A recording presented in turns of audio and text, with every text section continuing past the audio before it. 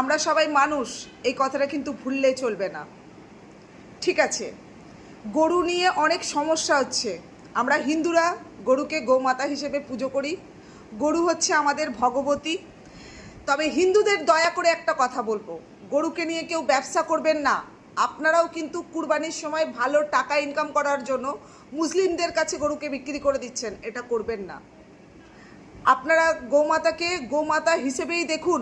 সে আজকে দুধ দিচ্ছে বলে আপনারা তাকে বাড়িতে সযত্নে রেখে দিচ্ছেন, তাকে যেন একটা মশার কামড়ও খেতে না হয়।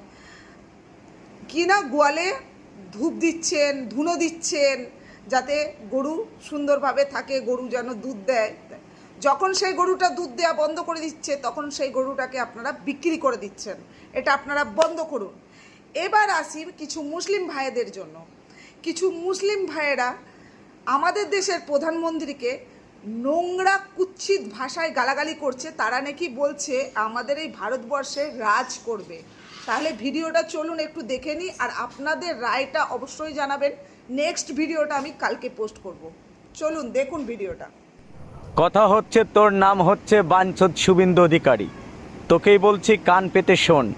তুই হচ্ছিস বাংলাদেশের প্রোডাক্ট, ইন্ডিয়ার রিফিউজি। এখন একটা রাজ্যের চেয়ারে বসেছিস, তাই বড় বড় কথা বলছিস।